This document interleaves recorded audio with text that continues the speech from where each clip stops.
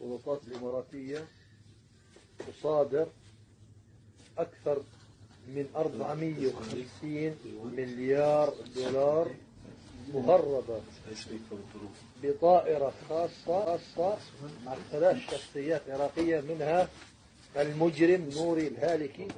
ما أكفى اللي وداه لإيران حوالي 480 مليار وداهم لإيران لتخفيف الضغط عنها. أخذ من قوت الشعب من خزينة الدولة حوالي 430 مليار موجودات الآن، هسه راح تشوفوهم الموجودات. ضبطتها الحكومة الإماراتية شحنة كاملة بصناديق 400 470 أو 50 مليار دولار. يعني شوف التوقيت بعاشوراء ملتهيين شوف كيف ملتهيين باللطم. هو نازل إيران